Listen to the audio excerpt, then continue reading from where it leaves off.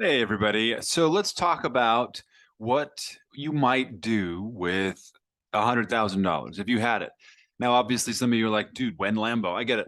But we want to talk about how, if we had borrowed it, had gotten that through, let's say, the Legacy Ascending Funding Program, how you would not just pay it back, but make money with it, how you could beat inflation, how you could, make an income from money that you borrowed from institutions, other institutions' money. So business oriented things. And I've got a couple of sheets here that I wanted to just, I'm not a financial advisor.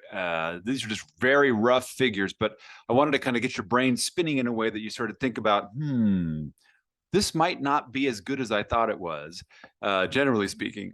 Obviously, your results may vary. Past profits are no guarantee of future earnings. But here we go. So let's talk first about the so-called bank products. Some of you are already rolling your eyes. All right, well, let's take a look. How I have this broken down is the bank product, how much you would stand to make on $100,000 straight income, minus what you would probably pay in tax, if you were a social slave, and et cetera. And what's the risk? So if you put your money into a liability account, otherwise known as a savings account, but that's not what it is. It's a liability account. On $100,000 at 0.2%, you'd be making $200.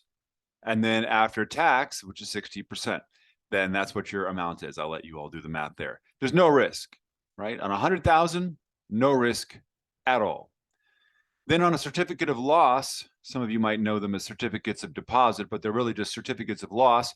You would make, let's say 2%, maybe a little bit more. Some of you might argue, and I won't debate you, but let's say average $2,000, 2% on 100K, less your taxes, no risk at all, unless you pull it out early. You got to lock it up for a period of time, right? Isn't that convenient for the bank?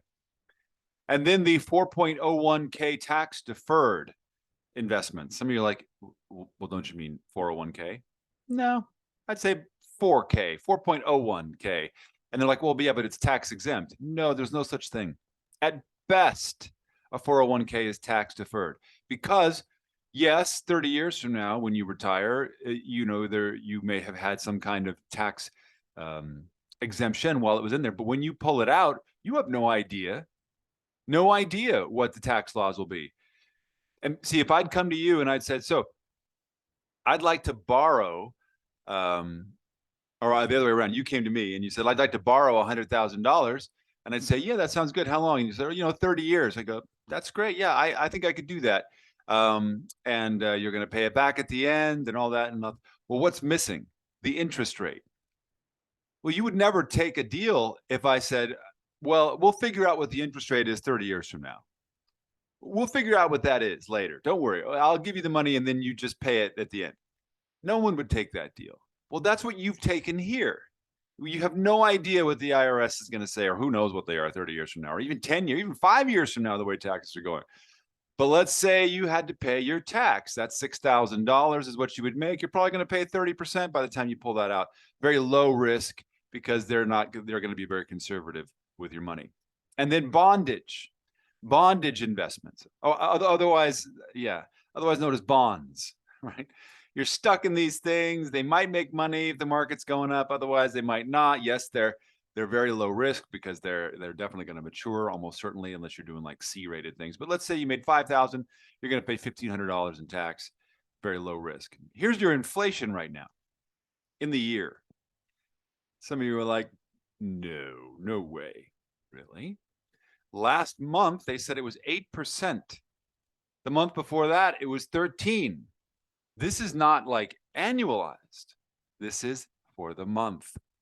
Even if it were 8%, what's 8 times 12? That's 100%. I'm being very, very generous on 100,000. Inflation. We got to beat it. Nothing here comes close. Nothing. Let's talk about Standard & Poor products. So if you dumped 100 grand into Apple, I mean, that'd be pretty significant. You probably, given the history of how Apple moves, you probably make another 10%, maybe more, depending on what in a year, how it would do. Would it go up 10%? Probably, depending on the year, or it might go down. But right now it's down. But let's say you invested now, it would go up 10%. and, you know, go up and up and up, hopefully. But let's give it something conservative. $10,000, 10% plus your dividend at 2.5%. You're looking at a pretty nice figure here with 12,500 less your 3,600 tax. You got a medium risk. I mean, if Apple fell to zero, the rest of the world would tumble down. But there is a risk that this would go down 10%, and now you're at a loss. And every one of these products has an extremely bad tax downside risk. Extremely bad. Meaning you can only take, if you're married, $1,500 of your loss. The rest of it, nope, can't deduct it as a tax situation. Here's the S&P ETF, probably 8% per year, same kind of thing. There's your dividends, about 1.6% or a little bit more. There's your tax, again, just like Apple, kind of medium. Or you could do your crypto space version, you know, something that's very volatile, or IPO or something like this. You could make 3x or more. But again, extremely high risk. And then your taxes are going to be up there as well. This is also assuming that you sell at the end of the year. Obviously, if you hold, but if you hold, you didn't make any money. Only make money when you sell. Again, here's inflation, still ticking away. Most of these have done very well. Did you clear 30,000? Probably not. Well, except unless you did very well in Riot, then you would do that very well. But again, high risk. Let's take a look at crypto products. Obviously, Bitcoin could go anywhere. It could go to 10 grand. It could go to 100 grand. Let's say it went back to 60 grand. That's 3x in a year. Not that would not be that surprising. It's still very high risk. You're going to pay your taxes, your social slave taxes at 30%. 100 grand, you're going to come away with 200. Aave, if you want to be conservative, dump it into Aave. You're probably going to do about 10% with a very low taxation and low risk as well. So that may be something interesting for you. NFTs, very high risk, very low tax though. The lowest tax of anything and anything we're going to talk about here, because at least at this point, it's not considered a commodity, or a currency rather. It's considered a collectible. So that's taxed differently. But again, all of this has incredibly bad downside tax risk if things go badly, and here's inflation ticking forward. Here's your business products. Now, we've talked before about Shopify. That's a pretty nice situation, $60,000. It's kind of almost no risk, but we have to say some. So it's low. There's your tax, very low, because you would have to be incorporated to do this. Whole life, for those of you who know what that is, you can do 6% and then take up to 80 or 90% of that loan, and then loan it out, put it in something like Aave or something that's, again, low risk, and then make some more money. You might make 10% on that over the course of the year. There's no risk and no tax. How nice is that? And that's not, oh, someday, but you got to release it. No, never tax, never tax. And then if you invest in a business, I've done this where you found somebody who's got a great cash flowing business and you want to help them. You know, you could do 35%. I did 20% for several years on a business, and you're going to get taxed at a reasonable rate for that. Medium risk, obviously, you're involved in making the business happen as an investor. So that's not like stocks. You are an investor in the company. So there's more risk there, but some more reward, obviously.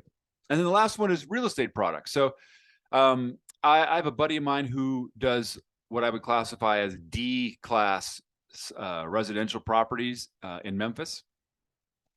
And he cash flows them very well. You can purchase them with cash. You can purchase them with a loan, $30,000, $40,000, $50,000 if you want. Get 4 of them, and then you're cash flowing. Your taxes are very low because there's tax break on the interest. I pray you borrow. Tax rates on the interest, tax breaks on all kinds of stuff, and a very low risk, because if you find an international port city like Memphis, some of you don't think about that. Memphis is an international port. The property values don't move a whole lot. You can do hard money lending, which is excellent. Almost no risk at all, because if they don't pay, you get the property. You can sell that for a nice pretty penny. You're going to get taxed at a very nice low rate because of all the tax breaks that come with being a bank, basically. And then flipping residential properties, if you could do that 4 times a year, 1 every 3 months, you know, let's say you made what, 20 or 18, 19,000 on each one. You know, you could do pretty well, maybe 20, 25. Actually, the math works better that way. Your taxes are going to be a little bit higher, but pretty good. Now you've got medium risk because you got to make sure you know what you're doing. You are involved. This is not a passive thing. You are working, you are finding general contractors that you like. You know, you've got all this stuff that you got to manage the price, the market doesn't move against you, your holding costs. It's serious. It's a little bit more, well, a lot more risk, not high risk, but definitely a lot more work, but pretty good. And then if I take what I would classify, now some of you would say, no, I would never do flip, but I would definitely do the D class property, or I would do hard money all day long. I'm going to pick the one that tends to work the best against this inflation that's hammering away at us from every category. So your 4.01 tax deferred is definitely a loser. Any bank product anywhere is a loser. Let me say this again. Any bank product anywhere is going to be a loser. The nature of a bank is to defraud, cheat, and steal from the people. That is their hidden charter. From the S&P side, Riot, obviously, very, very profitable. Probably and absolutely the most profitable if it were to take off, especially if you had options in it. But extremely high risk. And I hope you have a high tolerance for that kind of thing. Because again, crypto would have to take off for that to happen. And Riot would have to be positioned correctly for it. Shopify, from the business side, you're still going to edge out the inflation and do pretty well. But the reason it's not quite doing as well as the others is because it's extremely low risk. Extremely low risk. And with low risk comes lesser rewards. If you don't really care, then great. This is a no-brainer that will pay dividends for a long time. And then if you flip SFRs, I mean, by far, this to me is the nicest combination of risk versus reward. But it's the most work intensive, right? This, you're going to work and work and work and work and work and nonstop work the whole time. It never ends if you're flipping houses. Very intense.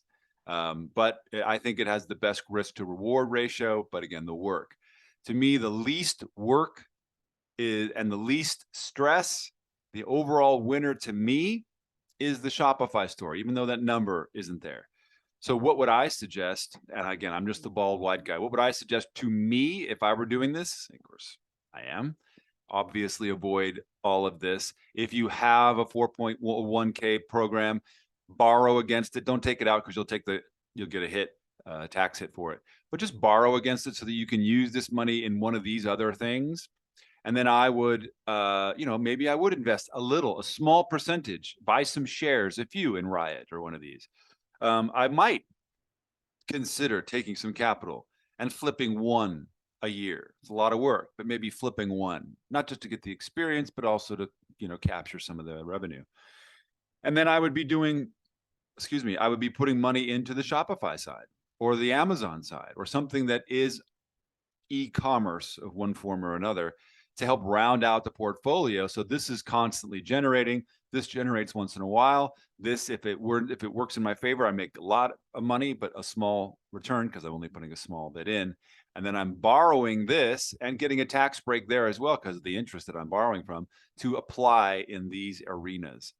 So, and again, you would beat out inflation in every one of these. Well, not this one, but every one of these. And in fact, you might beat inflation with the 4.01K because you would take the money out of this losing position and maybe put it in one of these where it becomes a winner, right? So now you're beating inflation and the value of that in all realms. So hopefully this has been valuable to you. This is not advice, not tax advice. It's just some things that I've been thinking about for myself as I consider if I had 100 grand, and many of you will have 100 grand from our funding program very soon. What would I do? What's some places I could go stash it to beat inflation, and where would I definitely avoid? All right, we'll talk soon. Bye for now.